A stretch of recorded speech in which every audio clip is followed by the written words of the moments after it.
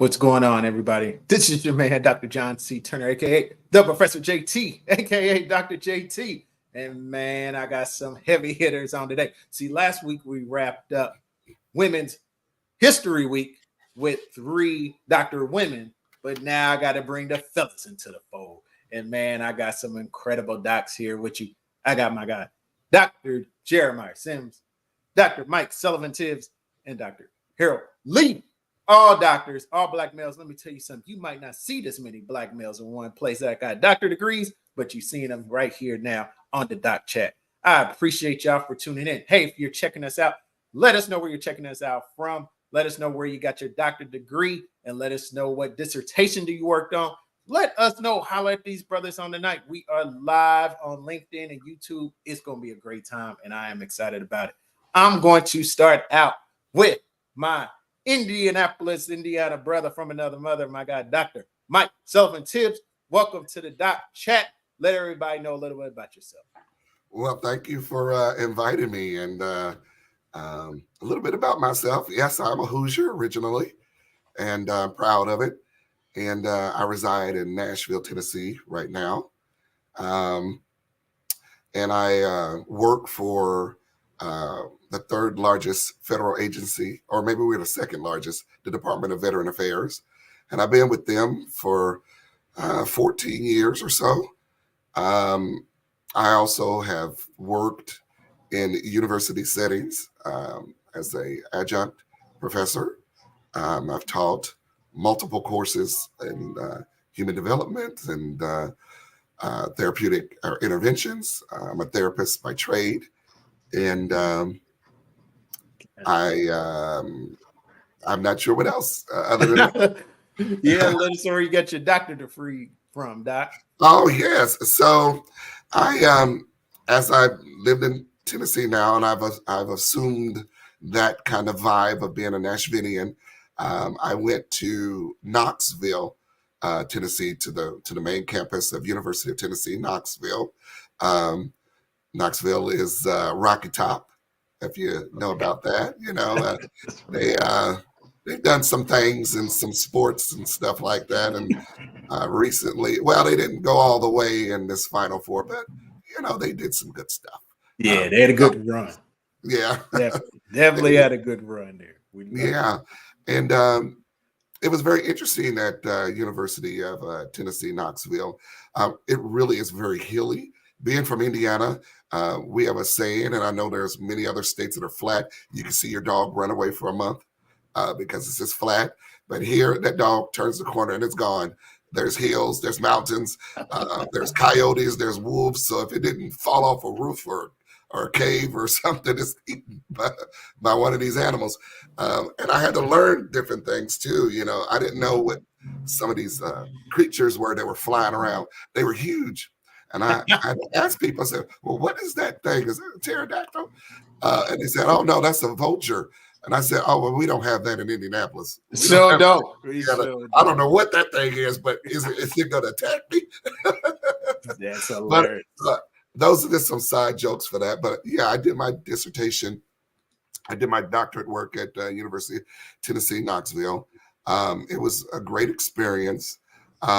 Great being that I am a positive seer and thinker.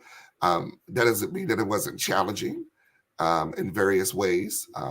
Challenging, just learning the process, trusting the process, learning myself, understanding how pride can step in and dismantle progress.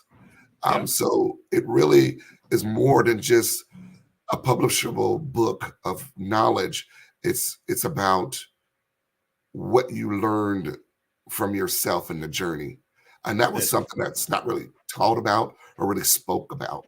But I think when you do it, you do come out a slightly evolved person. That's right. And we're going to get definitely more into that. I'm going to keep rolling with introducing these great doctors. I got my guy, Dr. Harold Lee. He is here with us on today. Let us know a little bit about yourself, Doc, and welcome to the Doc Chat Show. Hey, I appreciate the opportunity. So yeah, I'm Dr. Harold Lee. I'm from Virginia, from Portsmouth, Virginia. My PhD I got it from Norfolk State University, which is an HBCU in Virginia. My PhD is in material science and engineering. And my dissertation, I'm not going to get into all of the technical topics, but my dissertation looked at organic electronic materials. We'll just kind of keep it there. So once I left Norfolk State, did a postdoc with National Science Foundation, and did another postdoc at Sandia National Labs out there in Albuquerque. So that was a big move for me. Left Sandia National Labs, came back to the East Coast, worked with Northrop Grumman in the intelligence community, and now I'm currently a national security analyst at Johns Hopkins University Applied Physics Lab. So far in my career, I graduated in 2018, so pretty short career so far, but we got about 27 publications so far. We got 30 technical talks, got a couple awards, got an award a couple months ago at BEA, Black Engineer of the Year Awards for the modern day technology leader. So we're just trying to grind it out. And, one of my goals is really to reach back to my community, get some more people that look like me in some of the spaces that I'm in. Absolutely phenomenal. That's a Black man in STEM, folks. And I'm telling you, the love is here on today. Dr. Woody said, Virginia in the house. I know he's down there in Petersburg doing great things. We love it. We love it. And hey, don't change that channel, says Dr. Woody. We are here. The Doc Chat is here. And we got some great Black males doing some great things with their doctorate degrees. And last but not least, we're going to let the great man out in California, Dr. Jeremiah Sims. Welcome to the Doc Chat. My God, let everybody know a little bit about yourself. Appreciate it. So my name is Jeremiah Sims. I'm from the Bay Area. I was born in Oakland, California, raised in Richmond, California. I went to school at the University of California, Berkeley, where I earned a bachelor's degree in rhetoric with honors. I keep it 100. And then I stuck around at UC Berkeley, earned a master's degree in the School of Education in a program called Language, Literacy, and Culture. And then I earned a PhD in the same program, Language, Literacy, and Culture, all from the University of California, Berkeley. Taught there for a little while as well. My dissertation was called, what was my dissertation called? Now, I know it became a book. So the book that it became was my first book, which is Revolutionary STEM Education, Critical Reality Pedagogy and Social Justice in STEM for Black Males. And so in this book, we looked at these kind of what is considered to be axiomatic, right? And so axiom is something that is thought of as unquestionably true, but upon further scrutiny proves to be the veracity is in question, right? So I can ask folks like, what does an AR and AR-15 stand for? Most folks will say, who are not part of the gun community, will say assault rifle. It's not assault rifle, right? It's an Armalite rifle, which is the company, it's the 15th version. If I say, what's the little thing you stick in your ear called? People are going to say Q-tips, but it's not called a Q-tip. It's called a cotton swab. A Q-tip is the company who owns the lion's share of the market. So those are kind of innocuous axioms, but more serious axioms are that Black men can't do math, right? And we know that Dr. Lee is dispelling that, right? That we don't have a place in STEM, or that Black people come from cultures that are antithetical to schooling success. And so we wanted to call, and this dissertation work is based on a program that I co-created for middle school Black males in Oakland and Richmond, California. And some were high achieving, many were not. And overwhelmingly, our students were wildly successful because I employed something called critical reality pedagogy. So it's a mixture of critical pedagogy, which, the first position is that critical pedagogy, all learning is inherently political, right? There's no two ways about it. There's no liminal space. It's either benefiting some and harming others or vice versa, right? And then reality pedagogy, as kind of authored by Professor Christopher Emdin, right, is this idea. There's these 5 key components of reality pedagogy, right? You got co-generative dialogues, co-teaching, cosmopolitanism, context, and he purposefully put content last. And so I created my own kind of pedagogical positionality, critical reality pedagogy, by melding the two, because both, while incredibly important, there was a focus on the teacher doing for the student. I wanted to see what it would look like if the teacher was working alongside the student, right? So this is an investiture in action. And so that's what my dissertation adhered around. I am a critical theorist by training. And so I was trying to see what that looks like in practice with regard to pedagogy, when that pedagogy is working explicitly to challenge anti-Blackness. And ubiquitousness and pervasiveness of anti-Blackness. Absolutely love it. Absolutely love it. This is excellence right here, everybody. Black male doctor excellence. And we're going to jump right into it. We're not going to waste no time. Dr. Sullivan-Tibbs, why go get a doctorate degree? I mean, you didn't have to do it, but you went ahead and did it. Why go get a doctorate degree? And how was it when you first got into that doctorate degree program for yourself? So there are many streams of thought that pushed me and propelled me to getting a doctorate. One of those streams of thought was a luminary that I looked up to deeply, one luminary, and that was my uncle. And I'm going to give a shout out to his name, rest his soul in paradise, Hiram Cushenberry. Hiram Cushenberry went to Indiana University before the Vietnam War. He was also a Vietnam War veteran. And when he went to Indiana University in Bloomington, Indiana, he was met with a lot of resistance based on his ethnicity, his color, and his brilliance. He was the antithesis to that was the culture of dominance there. So his very presence was political. He recalls he had to sit in the back of the room, sometimes outside the room, making it very difficult to hear professors, and that was intentional. When he would do his work, he would get graded very low, but he had an ally back then, white gentleman, who started turning in his work under his name. And lo and behold, he was getting A's. And then after a while, they had enough documented information because Uncle Hiram was an old school.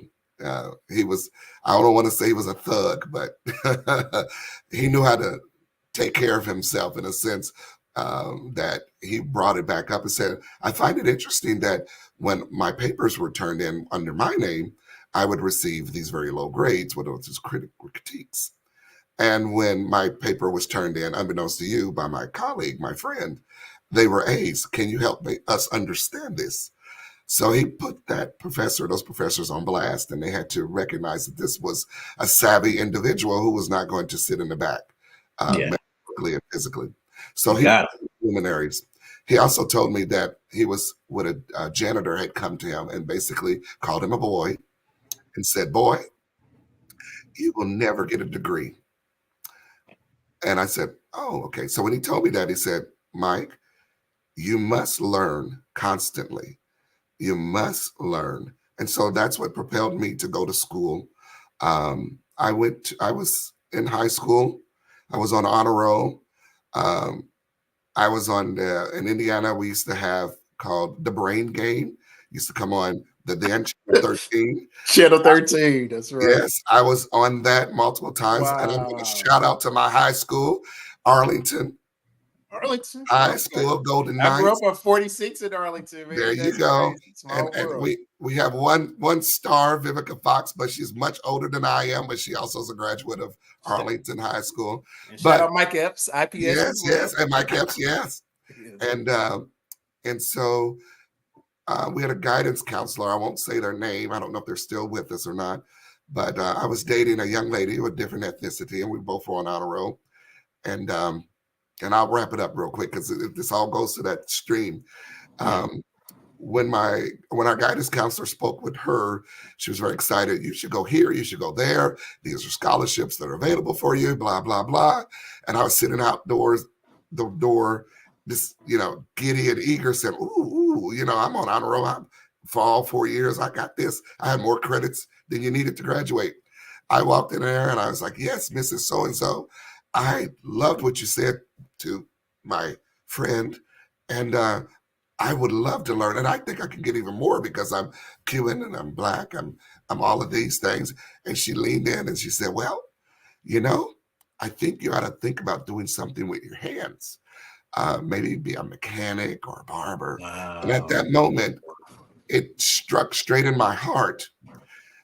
And I didn't know that was racism, believe it or not, because I went in there vulnerable.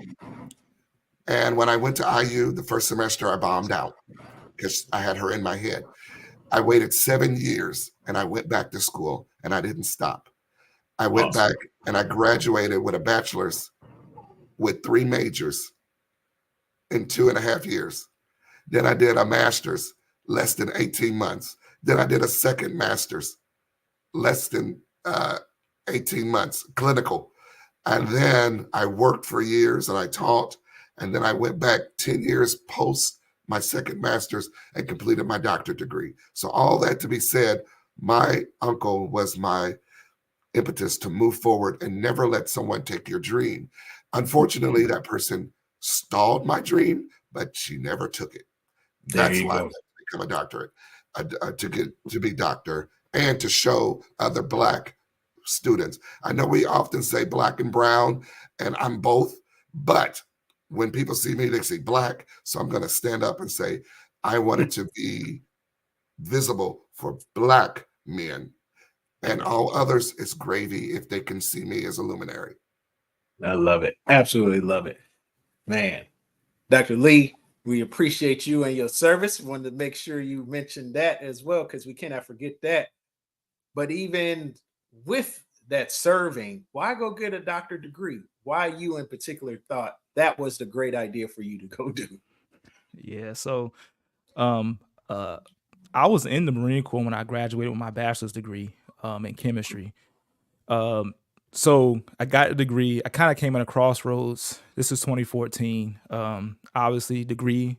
I'm in the military now. I can go commission, or join the workforce. And before I graduated, I had some professors that kind of spoke some life into me. They said, "Hey, have you thought about going to grad school?" I was like, "Of course not." They were like, "Why not?" I said, "Hey, I see how smart you all are. I'm forgetting things I learned in a class last semester. Y'all remember that from 30 years ago?" And they said, "Hey, look, they're like, look, we've been doing this for a while, so we kind of got it ingrained in us." And I was like, "Hey, I'm still in the military, got to stay local." And so they say, "Hey, well, we got a professor. He's the best polymer chemist I know. He's coming from Norfolk State. He's giving a talk here at Old Dominion University. You should go." And I'm sitting in the seminar. I don't know what he's talking about. He got quantum mechanical equations on the board. I'm like, okay, yeah, all the Greek symbols. I'm like, okay, but I never forget. He took this plastic car out, put it on the table, and shined a light on it, and it drove off the table. And I was like, yeah, we gonna go do that.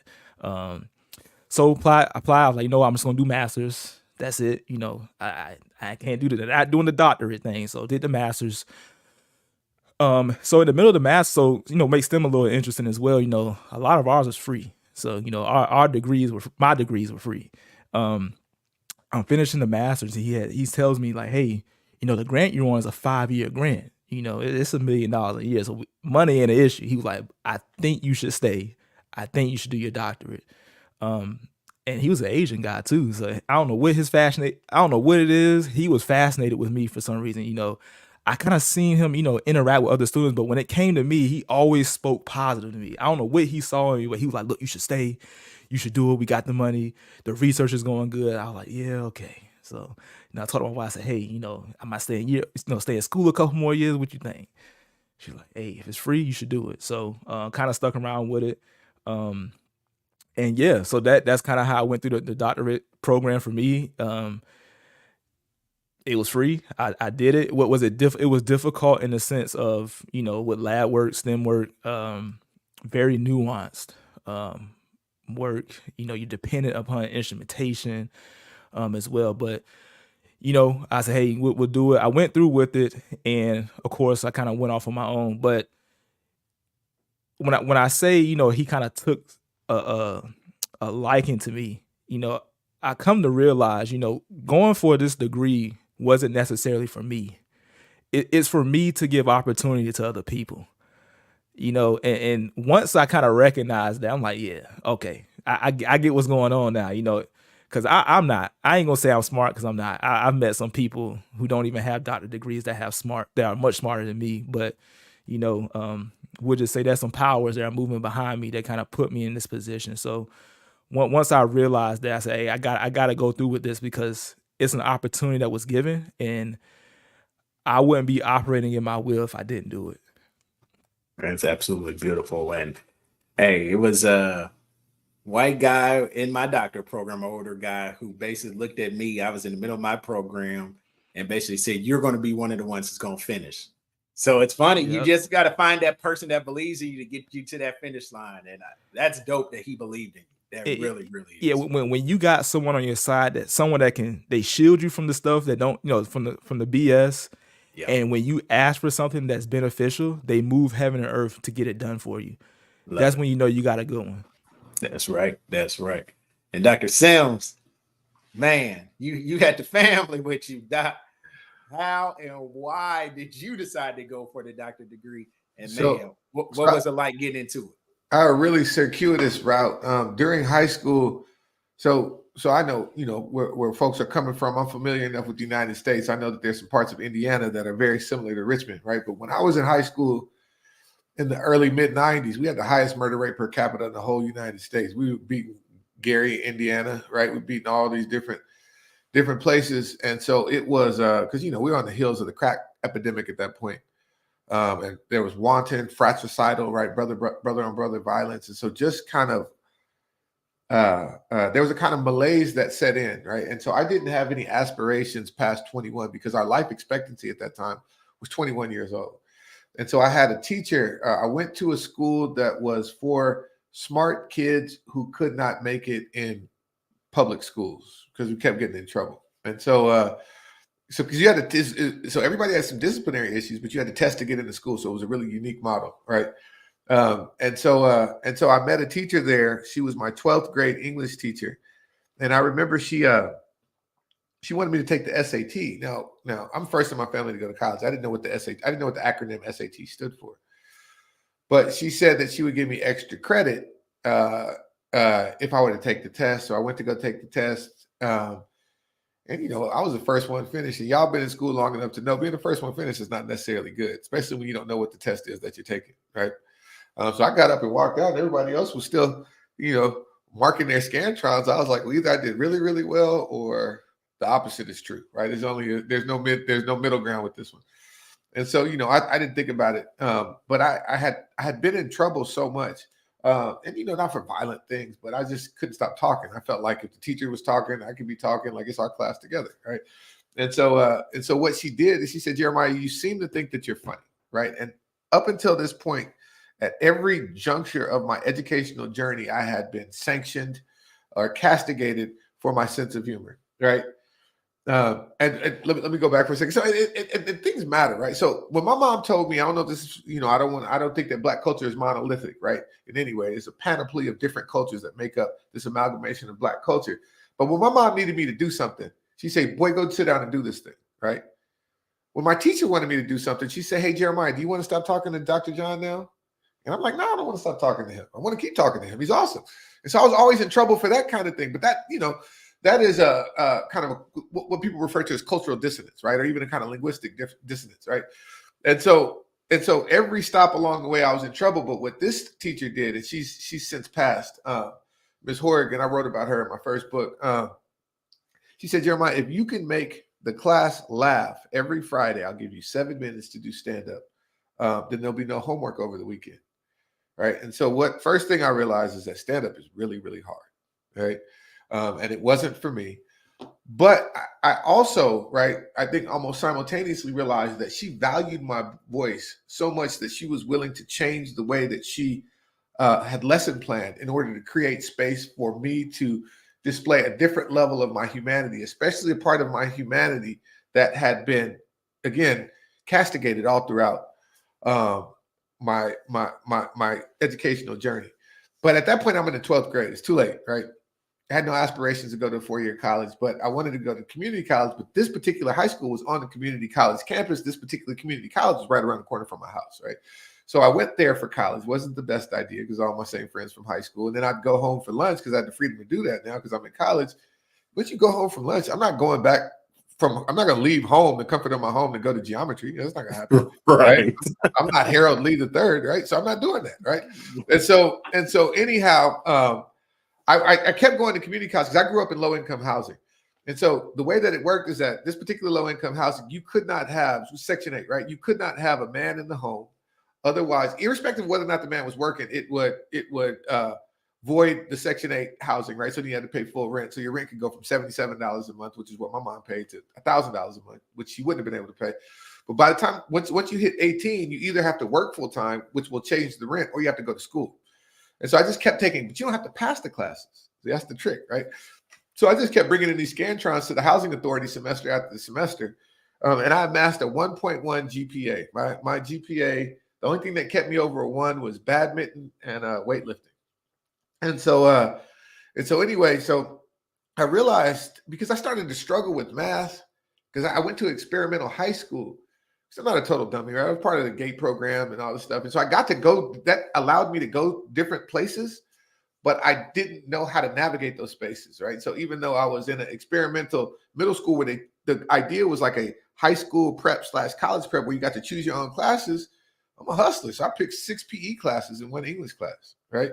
And so the foundation I had built in math up until that point was gone.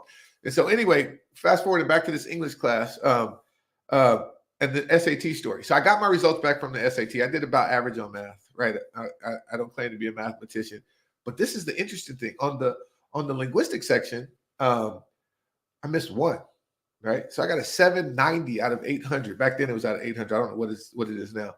And I was like, okay, right? I'll be an English teacher at some point, because I know this. That's what made sense to me, right? And so I held that in my back. I used to box. I thought that I was going to be a professional boxer, right? I thought that I was headed in that direction. But if that didn't work out, then I could be an English teacher. And so anyway, a long, circuitous story. I'll make it shorter. I was never going to go back to school. I started selling used cars. And at that time, this is pre 9/11. Everything was going well, right? I mean, I'm from the hood, man. I'm making $6,000 a month. I mean, I'm rich at that point, right? In 2000. But then things started to slow down after 2000, after 9/11, and I'm trying to figure out what I wanted to do next. But I knew I couldn't go back to school because I kept going to school. So I had so many D's and F's on my transcript that if I ever wanted to transfer, I was gonna have to take those classes again. But my younger brother told me about something called academic renewal. I'd never heard of it. No one had ever mentioned it to me, even though I was trying to figure out how I can continue on, which, community colleges have, right? Where if you can do 15 units with a C average or better, the D's and F's on your transcript, they don't disappear, but they no longer count against your transferable GPA, right? And so it's called academic renewal in some places. So that saved me. At the same time, there was a young woman that I was interested in. Her father is from Hong Kong, right? People from Hong Kong are not the only people who are interested in education, but he was really interested in education. And he and his 4 brothers all went to UC Berkeley. All of his children went to UC Berkeley.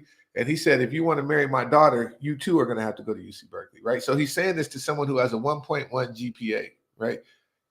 I believe in God, and God is a God of miracles. I have yet to see someone get into UC Berkeley with a 1.1 GPA, right?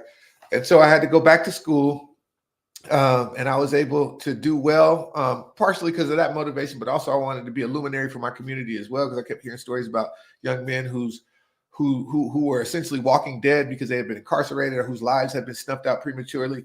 So anyway, I talked to some transfer counselors. I'm like, hey, guess what? I want to go to UC Berkeley. Now, mind you, UC Berkeley is the #1 public college in the world. At that time, it was like top 3 college in the world, right? So I'm like, I want to go to UC Berkeley. They're looking at me with my Jordans and my gold teeth and my pants are down by my knees, right? And they're like, buddy, let's get serious, right?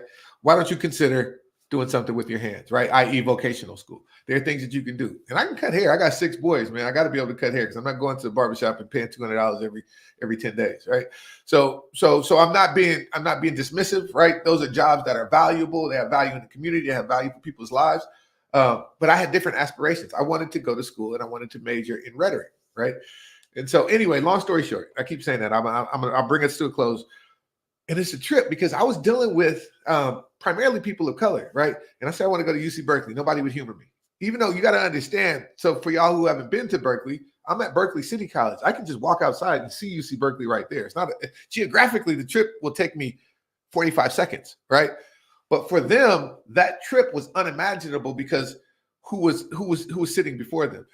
And so, I did better with my grades. I'm like, all right, I'm ready to have a serious conversation about going to UC Berkeley. Nobody would talk to me about it, right? I eventually found one counselor that was willing to humor me. They said, you're going to need a 3.75 GPA. and you're going to need these types of things in order to get in there. And so, and then I work with a program that has a 90% success ratio of getting people into UC Berkeley because it's a UC Berkeley program. They're the only ones that can write letters of recommendation. They even told me, well, you're not going to get in on the first try, but we have an appeal ready for you, right? But my application goes to God. It doesn't go to man, right? And so I got in on the first try, right? And after I went to go tell the counselor, like, hey, I actually got into UC Berkeley. They were like, are you sure you want to go there and compete with some of the brightest minds in the country? I was like, well, maybe not, right? And so I'd also applied to a state college, a wonderful state college. I'm like, I'm actually going to go there. But I got the financial aid. I got a scholarship to go to Berkeley. And so I didn't get a full scholarship to go to the other one. So just financially it made more sense to go to Berkeley. And I'll tell you, right, by the grace of God, so remember the question was, do you want to go there and compete with some of the brightest minds in the country? I had 10 consecutive semesters of straight A's at UC Berkeley, right? So you have to understand that the rhetoric program at UC Berkeley has the same attrition rate as physics, right? So people don't stick. When I graduated, I was the only Black male on stage, right, at UC Berkeley. So anyway, after that, I stuck around. I pursued a doctorate because it was unimaginable, but I wanted to function in a space where I could radically reimagine what my future would look like and the future of my children would look like. And I wanted to radically reimagine what my community could look like if I can be an advocate, right? I don't have a messianic complex, but if I can be an advocate or even a trailblazer in my community, because we don't do doctorates where I'm from. That's right. So all that to say, it's been a heck of a ride. I graduated 2015. It's been a heck of a ride. And I know for a fact that there are conversations I wouldn't be able to be part of were it not for that doctorate. So that's absolutely phenomenal. Absolutely phenomenal. As you are here, folks, checking out the doc chat, let us know if you're checking us out, checking out these great doctors, Dr. Sims, Dr. Sullivan-Tibbs, Dr. Lee. I'm telling you, I'm inspired by their stories right now. We're going to keep them going because I got to hear more. Dr. Sullivan-Tibbs, so you're getting to that finish line of that doctorate degree. What are you thinking as you're starting to write your dissertation? And how was it finally getting to that defense, getting to that finish line, and seeing, I know somewhere how happy your uncle definitely was looking down at you? I was in tunnel vision. I'm a Capricorn by nature, and we are the only sign that ends a year and begins a new year. So I always would joke and say I'm the Alpha and Omega, no blasphemy intended. But I was stubborn and I was focused and I was determined. And but then I got nervous. I said, well, what am I going to write about? And then my mind started to flutter and all kind of ideas came in. And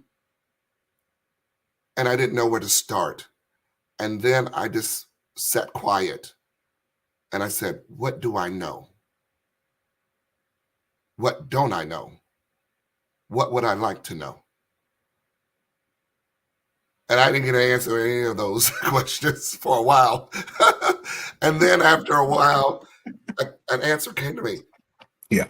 You work at the VA. Mm-hmm. What's going on there that you see? Yeah. You're a therapist. And then that started my process of what could I do to impact not only one life, but thousands of lives of returning service members, male, female, etc.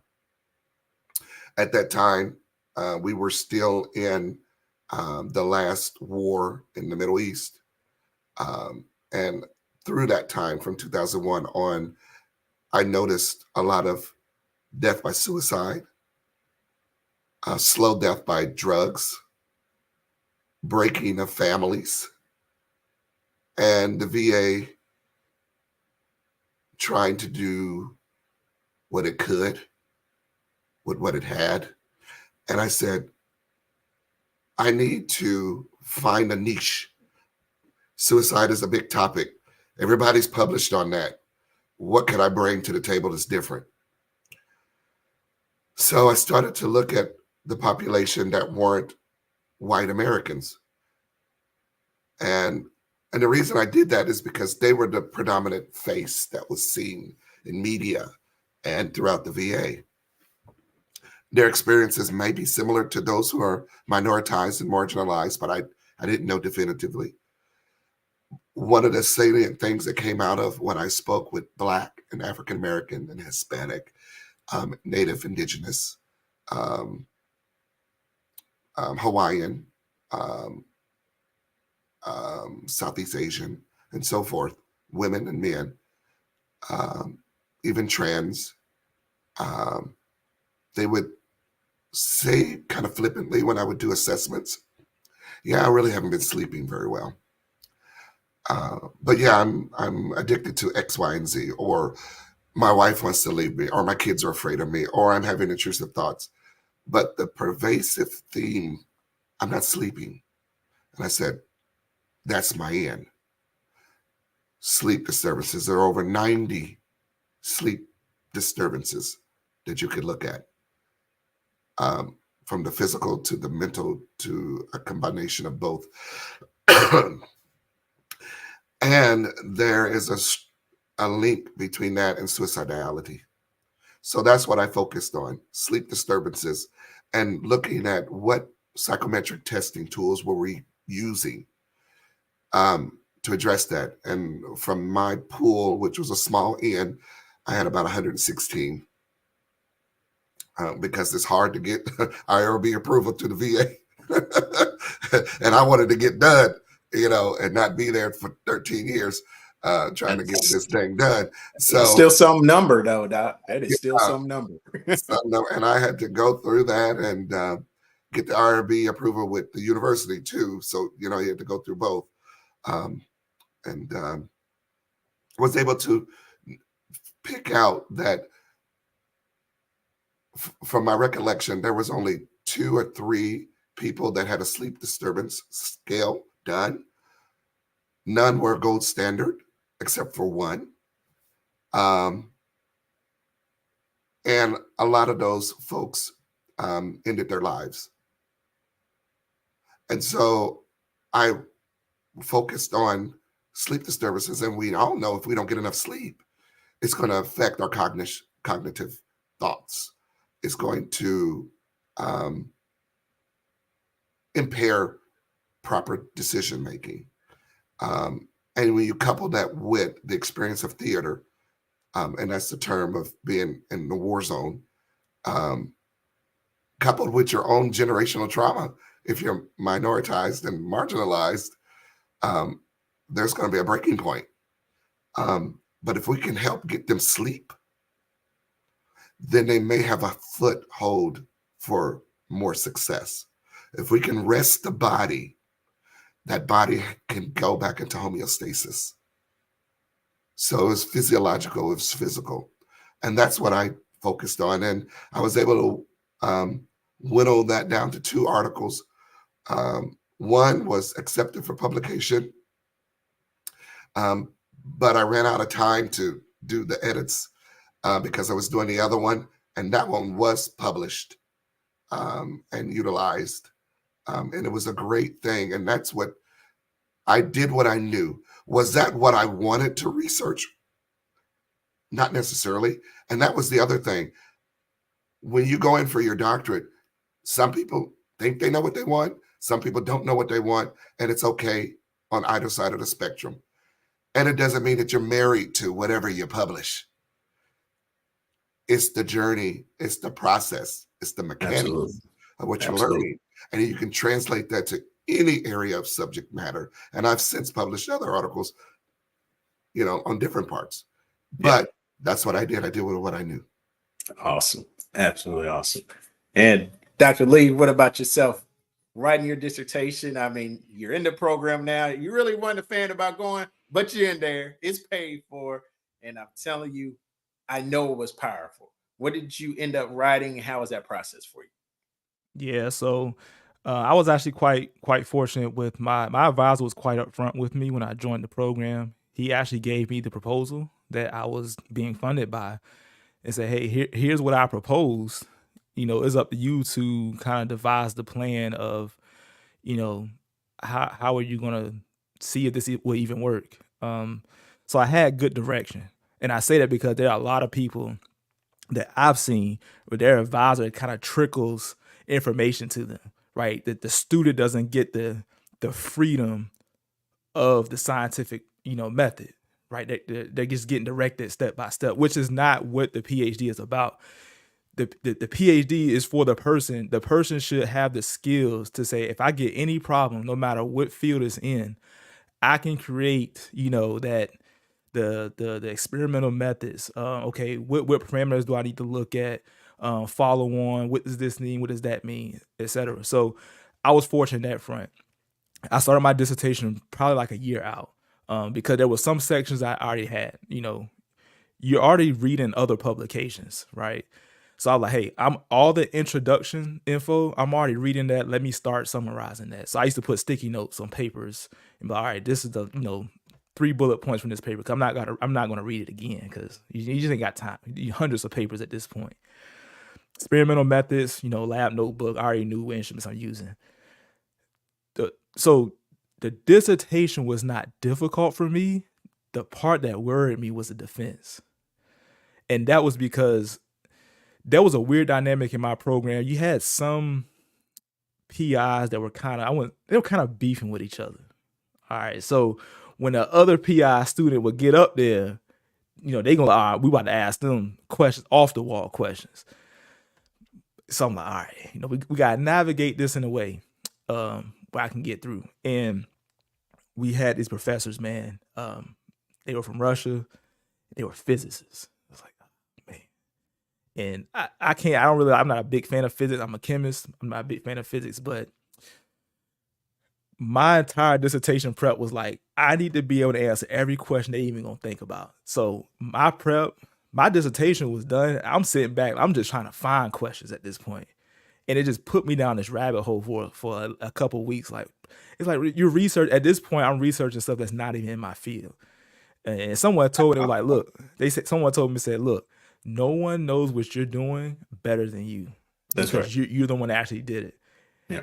And then I come to find out my own PI, there were things that he didn't even know. Like, he's asking me, because he was writing a book chapter on the subject on thermoelectric materials. So he was asking me for things that I found. Okay. But to me, that was the most nerve-wracking part because, I've seen students get asked the basic questions and they don't answer it. And the chair looking at them like, hey, you better go back and get this right. Hey, I'm trying to get it done one shot, we get it out of here. I ain't trying to do no revisions. I ain't trying to go do some more experiments. We ain't trying to do any of that. And right. Mainly, I'll say the thing was we were on a stipend. So tuition was paid, but we were on a stipend. The stipend was about, like $18,000 a year, which ain't okay. But you knew, especially for the ones that had jobs waiting for them 6-figure jobs waiting, you knew the only thing between making this $18,000 a year versus 6 figures is I gotta get through this defense. So I'm like, hey, we not chancing anything. I'm married too. I'm like, look, wife, she stuck with me for the last few years. Hey man, we gotta make this happen. So I kind of stressed myself out with making sure I was overly prepared. But overall, my process wasn't too. But you get someone to ask you those questions. He's like, you don't want to be disrespectful. I had to tell him, hey, that's not even relevant. But yeah, my research was on organic materials that can convert light to energy and heat to energy at the same time. So that's what my research was on. I'm not gonna get into all the polymer chemical names, but that's for the most part what I did. Okay. And Dr. Sims, you getting to that finish line. How was it? First, let me just make sure and say thank you for all the viewers, everybody checking us out, checking out these amazing brothers. Show love to these brothers. As you see, Dr. Sims, they showing you love, which I appreciate. Appreciate you, Dr. Roy, for checking in. And I'm telling you right now, it is incredible to hear these stories because this is real talk. This is really how it goes down, folks. We're not giving you no bull crap. This is really how it goes down to get to that finish line. So what was it like for you, Dr. Sims, getting to that finish line? So I went through a rhetoric program, and so writing has never been an issue for me. I can write, and so that wasn't. And so at Berkeley, and it's interesting when people find this out. In my program at the time, I don't know what the case is now. There's no defense. You have to qualify. Once you qualify, so you have this kind of pre-examination. Then at that point you're a PhD candidate, and then all you have to do is get your signatures after that. right? And so that was the most harrowing ordeal I had ever participated in, because so you get to pick your own categories, right? So I'll tell you mine. Okay, so it was demystifying the linguistic oppression of African American vernacular English, right? Because there was a kind of ethno-linguistic focus in my program. I wrote my master's thesis on, how the story of Andrew Jackson's rapacious relationship with Sally Hemings is representative of the bastardization of African American vernacular English, right? That's my critical theory and the linguistic thing working together. So that was one area. Then I had assessing the intersectionality between digitally mediated literacy and critical pedagogy. And then the third section was, what was it? How was it? Deconstructing race, whiteness, and negative stereotype and stigma, right? So on their face, because they make perfect sense to me to function contiguously, but on their face, they didn't. And so, and again, right, college is tough no matter where you are. But you got to understand, like the books on my list, so each one of those categories, you have about 40 publications, right? But these Berkeley professors, these are their books. It's not like we're reading somebody else's books, right? They wrote the books. And so I can't sometimes you can say some stuff because you're banking on the fact they didn't also read that thing. No, they wrote these books. You understand? And like you have to, that's like a tip of the hat to the committee anyway, right? And so I'm writing about negative stereotype and stigma. I'm writing about like something, this field of kind of whiteness, critical whiteness studies. I mean, the person who started it is my dissertation chair, right? And so he asked me a question, and I know the answer to this. I can answer this. You can wake me up out of my sleep and I can answer this question, but I froze. He said, well, what's the difference between whiteness and white people? If you're talking about abolishing whiteness, what does that do with white bodies? And I mean, it's totally different. Whiteness is a political othering mechanism, right? That is inextricably tied to racialized capitalism. It's not about the people. People were racialized as white. They're not inherently white. I couldn't answer the question. I got stuck. But I had I had good relationships with the professors there. And one of them, she said, Jeremiah, are you having fun yet? And I was like, is she crazy? No, I'm not having fun. But she said, Jeremiah, you're really good when you take a beat and then answer a question. So we're going to give you a second. And I was able to, by the grace of God, recover. But that was tough. I mean, they were asking me all kind of crazy stuff. Some of the stuff. And so I forgot to mention this earlier. So my advisor, brilliant Black professor, Professor Jabari Mahiri, who's a tenured professor at Berkeley, he's the one that got me interested in the PhD in the first place, right? So I wanted to get a master's degree because I wanted to teach English. And he was like, well, have you ever thought about a PhD? I was like, no, we don't really do PhDs where I'm from. It's enough to just let me get this master's degree and let me just do that. Like, it's not a thing that we do. I'm already a trailblazer. And I was like, and I'm already 30 at this point, and he's like, everybody's 30. This is graduate school. I was like, yeah, but we want to start having kids. He's like, everybody got kids too, right? So he's like, listen, man, I got to be, so I'll be honest with y'all brothers, man, like the rhetoric department at UC Berkeley is #1 in the world, right? So I'm killing people in every class except for Professor Mahiri's PhD is in English with an emphasis on rhetoric. So I couldn't just say a bunch of stuff that sounded good and he'd go for it. And so it was a really interesting, tough love kind of relationship without the love. Like, I'm a grown, you can feel it, man, right? And when I went to graduate school, I was a grown man. I didn't grow up with a father, so I didn't have an adult figure in my life. Every time I had to go see him, I felt like I was going to the principal's office, right? Because I always owed him something, right? A chapter or annotated bibliography or something. But in the end, right? So shout out to Professor Mahiri. I saw why he was doing all that, right? And he did it because when it came time for me to do the compliance things, I was ready. I was prepared, right? And I was able to finish. And that was a form of love. I didn't recognize it in the moment. Like, man, why is he so hard on me, man? But he was doing it so that I'd be fully prepared because there's a different level of scrutiny for us, right? I think that what I heard, I have not verified this, that program, Language, Literacy, and Culture, when I graduated in 2015, was 37 years old. I was only the 4th Black man to go through that program, right? Wow. And you got to understand the people who went through it, like Ernest Morel, Jeff Duncan Andrade, right? These like luminaries, and then it's just me, right? And so I was able to navigate that space. And I saw people who were far smarter than me that weren't able to finish, right? So another thing about PhD, just real quick, right? Doesn't mean that you're any smarter than anybody else. It just means that your life is working together well enough where you have the time and the space and the support to complete these things, right? Bingo. So I just want to be clear about that. But anyway, so I talked about my dissertation work. I'm trying to figure out I worked with a lot of educators, right? I'll close in just a second. And everybody was fixated on, like, you gotta remember at this time, right? Anna Duckworth's work around resilience, right? And grit was super popular. But they don't say that about little white kids, right? So my point is, right, we got to talk about what Archbishop Desmond Tutu said. He said, at some point, we got to stop pulling people out the river and figure out why they keep falling in the first place. So if we're not going to talk about why we keep celebrating this resilience by talking about who keeps knocking these black babies down, well, then I got a problem. So that's what I wanted to investigate. And people were hiding behind this idea of rigor. Well, how come you can't teach in a way that creates space for the radical dignity of black students to be not just tolerated, but celebrated? Well, we're not going to coddle them. We're not going to. So that's what I wanted to take up specifically in STEM education, is this idea of rigor, because rigor is if high expectations, I'm all for high expectations, but high expectations without proper support is a burden, right? It's not a path forward. And so that's ultimately what the dissertation work looked like. What happens when we center the lived experiences of Black students and we invite their language, their culture, their joys, their concerns, their ways of being into not just the classroom space, but into the curriculum itself? We no longer do people like Dr. John and Dr. Harold and Dr. Mike have to check their culture at the door of the classroom in order to be viewed as people full of promise and potential, right? So we did that. We committed to that type of pedagogy, and 96% of the young Black men that we served, in was like 45, 96% of the young Black men we served, middle schoolers, improved in math and improved in STEM. And not only that, not only did their kind of scholastic scores improve, but they began to see themselves like Dr. Lee as applied STEM practitioners so that they can use STEM as a lever for social justice. And so that's what I cared about. Test scores be darned. I want them to learn it so that they know that they can use it and it's theirs, and they can use it to make not just their lives better, but they can make society better. And so that was ultimately the work that I did on my dissertation. Absolutely phenomenal.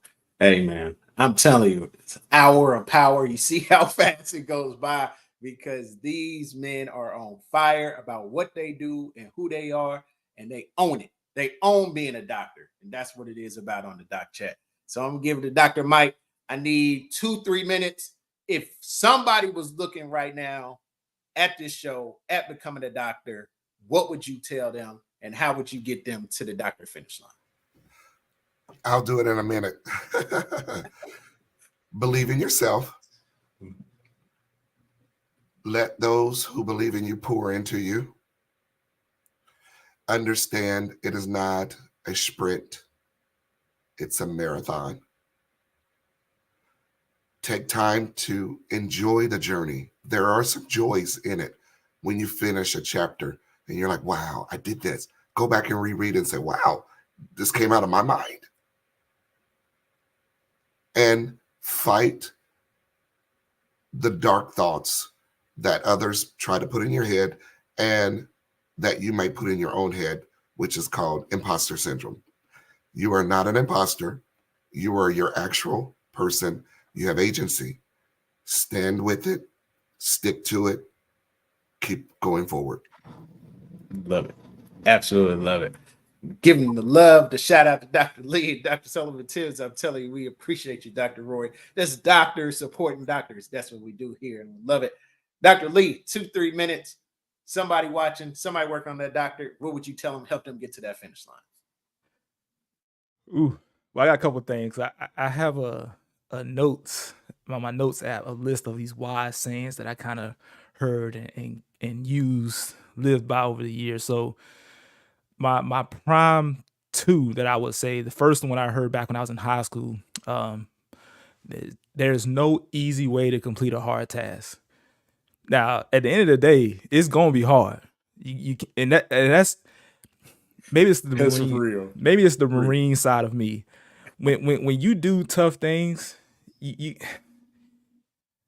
I enjoy it. I think you enjoy it because you know that the people that get through, for the most part, you know they have quality to them. So like people talk about Marine Corps boot, why is it so hard? Well, because you know that if I meet a Marine, no matter where they came from, I know that they have a standard for themselves, that I can trust them no matter what. I think that's why I have pleasure in going through tough tasks, hard things. So that's the first one.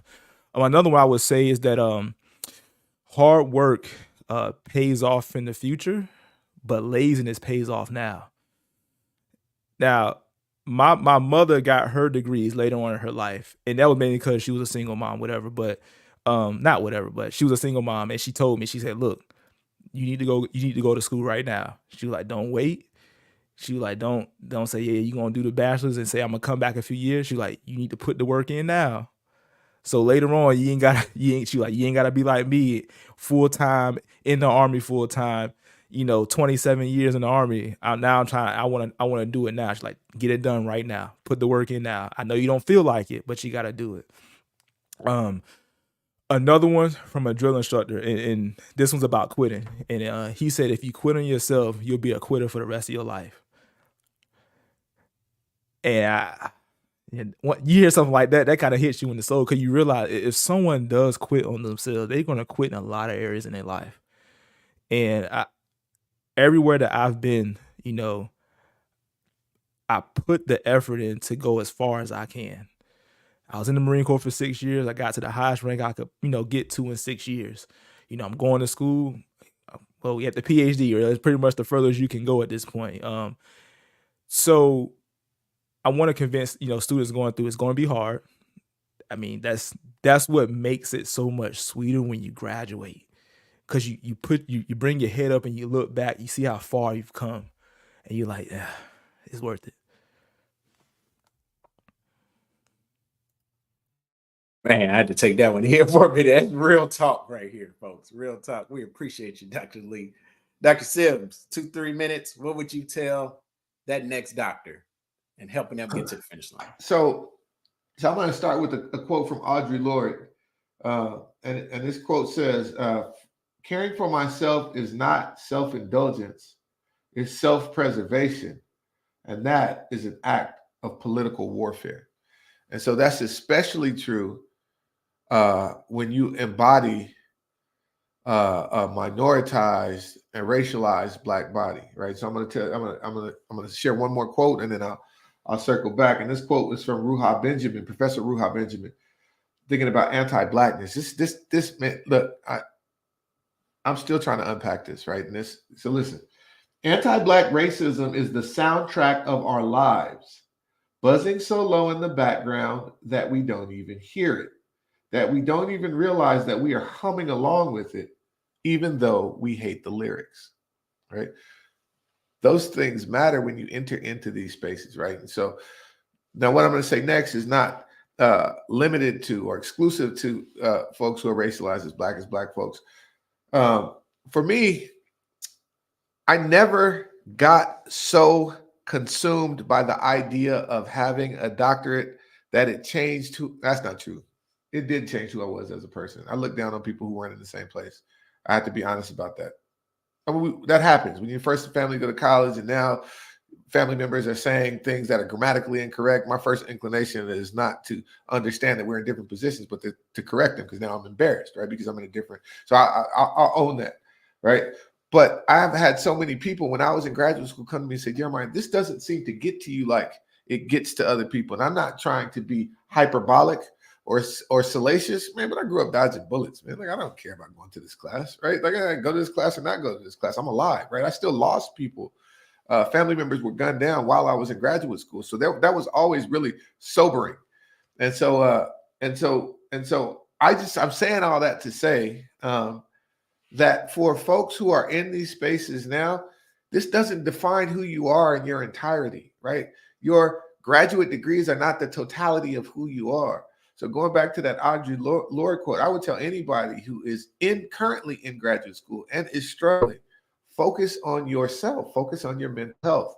The work will always be there, no matter how quickly or how long it takes for you to complete your terminal degree. There's still going to be more work to do.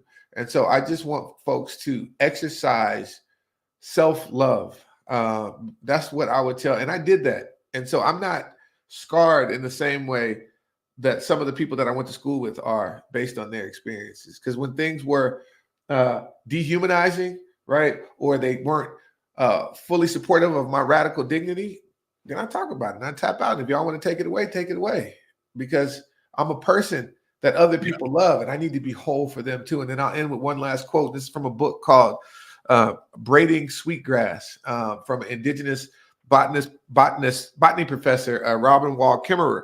And she writes a book about the differences between indigenous science and Western science, and how indigenous science doesn't just focus on the mind and the body, but it also focuses on the spirit and the soul, right? And she said it's important to have those four things, right? Mind, body, spirit, soul, work in unison, because she says this. She says that will lead to a level of wholeness or completeness. And she said it is the whole person that finds the beautiful path, right? And that's what I want for all of y'all, is to find the beautiful path. In order to do that, you need to focus on your wholeness. That's phenomenal. Absolutely phenomenal. You see how fast an hour gets by us, folks. When you got this much power on the doc chat, I appreciate these doctors so much. I'm going to give it to Dr. Mike. Let folks know where they can find you. And if you have anything that you're working on right now, any business, any books, go ahead and plug it real quick. Mike is yours. I appreciate you coming on the doc chat. I'm on LinkedIn. You can just look me up on LinkedIn. No books as of yet, maybe down the line. That's about it. All right. Well, we appreciate you, Doc. We appreciate you. Dr. Lee, let's talk about the business a little bit. Let folks know where they can find you. We appreciate you being on the show tonight. Yeah, I know it's a long title, but business I started a couple months ago. It's called the Preferred Thinking Group. My focus on this business is to help people transition, whether it's from military, whether it's from high school to college, grad school to workforce. From my experience, I've seen the weakness in students being prepared. For y'all probably understand what happens is you get so focused on the dissertation you forget that, hey, I'm trying to get a job after this. And I see advisors that don't put time into help making sure those students transition from school to that next step. So that's what this business is working on: professional development, soft skills, resume, how to present. I even got some other stuff. I got asked to do some presentation on microaggressions, helping students understand what you're going to face, because as we know, the higher up you go, it will not get easier. So that's me. I'm on LinkedIn as well. Big presence up there. I don't have any books. I do have some publications coming, but I mean, unless you care about high temperature materials or something, it may not be of interest to a lot of people. But I'm really tapped in LinkedIn with national security, intelligence community. So those are the type of things you may see me post about or like or whatever on LinkedIn. Oh, and I'm in the NSBE, National Society of Black Engineers, Nova Shea, Bay, a lot of those STEM communities for people like us. I'm involved in those as well. Love it. And want to give a shout out, my guy, Dr. Sims. He just presented at the Micro University College out in Jamaica. An absolute phenomenal job he did virtually. Man, they got to bring that man out there because he set that place on fire. I don't even think any of us realized that they were going to be speaking virtually to like 200 students in a room. I mean, in a lecture hall. It was incredible. So shout out to Dr. Rory. Shout out to Dr. Rencher, who was our host last week. I mean, we're trying to send these doctors internationally, and it's happening. And we're absolutely proud of it. I had to make sure I got my brim for you too, Doc. I got my brim for you too. I'm telling you, I am excited for the work that you all are doing. Dr. Sims, where can folks find you, and tell us about the work you're doing? So I'm at my school right now. I have my own school. So this is only of interest to you if you're in Northern California, right? But I have a consultancy arm. It's called Rooted in Love. And so the work that I do is around race, equity, inclusion, and justice. Myself, trained critical race scholar. And so I try to create space for folks to have generative, authentic conversations around the kind of symbiotic relationship between racialized capitalism and white supremacy, and how they then are the progenitors of anti-Blackness. And so the conversations that I have, but I have these kind of conversations from a place of radical love. So if you're interested in talking about, race, equity, inclusion, and justice strategy training, I also teach in a program. It's like an ethnic studies curriculum. Just look at rootedinlove.education. I have 3 books. My first book is Revolutionary STEM Education. that I mentioned. I have a book called Minding the Obligation Gap. And then my most recent book, 2023, I co-wrote with my friend Jeremy Wallace. It's called The White Educator's Guide to Equity. I'm also the co-editor of a book series on Peter Lang Publishers. And I'm working on a new book, and it's called The Realest Ish I Ever Wrote, One Black Man's Journey on Radical Love, Radical Healing, and Radical Vulnerability.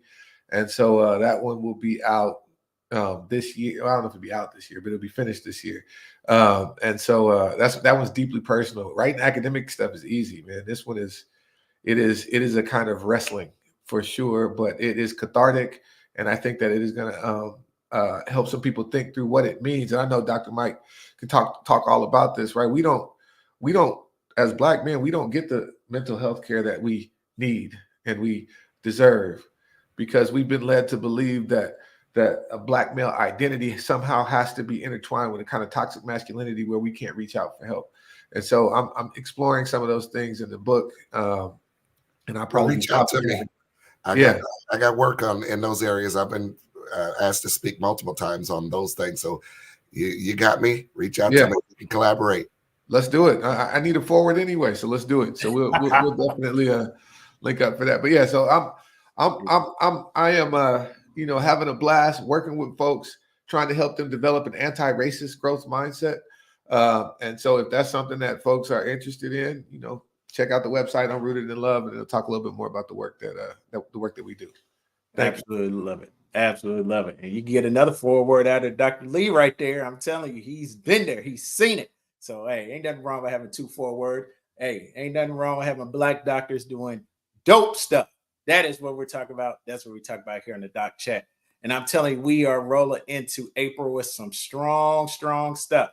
And it would be remiss if I did not highlight our next Doc Chat dinner. We will be in Philly next Friday, April 12th. I need y'all to be there. I'm telling you, it is going to be incredible. We are going to the absolute largest educational research conference in America, and we are hosting a dinner. This is huge, absolutely huge. AERA, if you haven't heard of the conference, look it up. They're bringing in 30,000 folks, and I'm telling you, the Doc Chat will be there. I'm bringing my brim with me, so if you see me in my brim, holla at me. I got that from my guy, Dr. Jeremiah Sims. I'm telling you, it is going to be absolutely incredible. It's going to be very impactful. I can't wait for my folks to be there. I got my doctoral mentee, Tim Hurd. He's going to be there. I got my Dr. Talker author, Dr. Zakiya Gates. She's going to be there. Dr. Jonathan Harold. He's been on the Doc Chat show. He's going to be there. We got people from all over the world that are going to step in, hang out with us, just break bread, because the thing we have run into, we pay all this money, go to these conferences, and we miss everybody. We don't see anybody. We are creating space. We are making it happen, and the Doc Chat's doing that. So I'm excited. And I'm excited for my team, Indiana State University, as they are playing right now for the NIT championship. They need to win. They're in Indianapolis. They need to win. I hope they do. But I am excited for the work that's being done. This is what doctors do. This is the doctor movement. We are the Doc Chat, and we are here. We ain't going nowhere. Have to realize we are becoming the largest and biggest educational podcast on LinkedIn. Nobody is looking at anything else educational as big as this. And this is led by Black people that are doctors doing great things. And that's what we're going to keep doing. So that is it. That's the show. God bless y'all. Thank you for everybody that viewed on today. And hey, for the rest of the evening, for Dr. Sims, you enjoy it out there in California. All the rest of us about to go to bed. So I'm just telling you right now, this has been awesome. This has been so much fun. The Dr. Lee, Dr. Sullivan-Tibbs, Dr. Sims. I am Dr. John C. Turner. This is the Doc Chat. We'll see you next week. I got a great show. We are talking about Black people in K through 12 education next week. It is going to be powerful. I cannot wait for that show. Got some great doctors coming on for that. And then the day after that, Friday, we'll be in Philly at AERA. So until next time, this is the Doc Chat. Connect with us. Link up with us. We love y'all. We appreciate y'all. And until next time, peace out.